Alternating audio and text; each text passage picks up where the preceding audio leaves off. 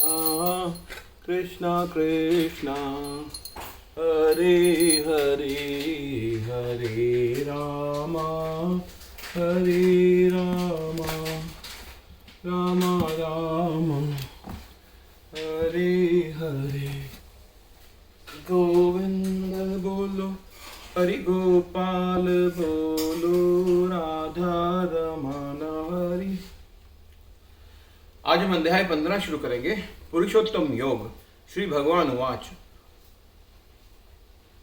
ऊर्ध्व मूलम अध शाखम अश्वत्थम प्राहु अव्यम छंदसी यस्य पर्णानि य तम वेद स वेदविद। श्री भगवान उवाच। भगवान ने कहा, ऊर्ध्व मूलम ऊपर की ओर जड़ें, अध नीचे की ओर, शाखम शाखाएं, अश्वत्थम अश्वत्थ वृक्ष को प्राहु कहा गया है, अव्यम शाश्वत, छंदासी वैदिक स्तोत्र, यस्य जिसके, पर्णानि पत्ते, य जो कोई, तम उसको, वेद जानता है, स वह, वेदविद वेदों का ज्ञाता। भगवान ने कहा जाता है कि एक शाश्वत अश्वत्थ वृक्ष है जिसकी जड़ें तो ऊपर की ओर और शाखाएं नीचे की ओर तथा पत्तियां वैदिक स्तोत्र हैं। जो इस वृक्ष को जानता है वह वेदों का ज्ञाता है। तात्पर्य, भक्ति योग की महत्ता की विवेचना के बाद यह पूछा जा सकता है कि वेदों का क्या प्रयोजन है। इस अध्याय में बताया गया है कि वैदिक अध्ययन का प्रयोजन कृष्ण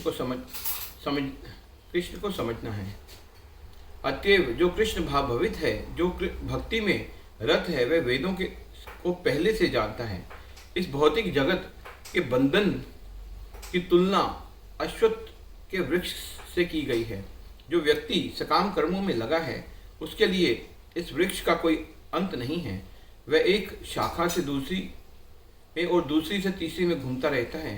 इस जगत रूपी वृक्ष का कोई अंत नहीं है और जो इस वृक्ष में आसक्त है उसकी मुक्ति की कोई संभावना नहीं है। वैदिक स्तोत्र जो आत्मोन्नति के लिए हैं वे ही इस वृक्ष के पत्ते हैं।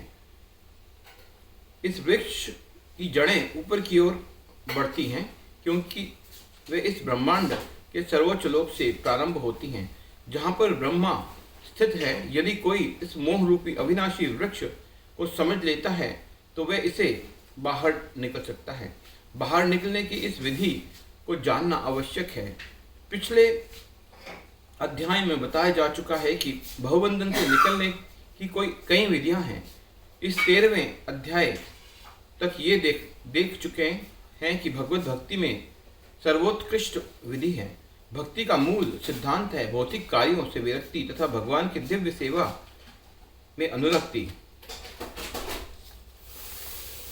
इस अध्याय के प्रारंभ में संसार से आसक्ति तोड़ने की विधि का वर्णन हुआ है। हरे कृष्ण हरे कृष्ण।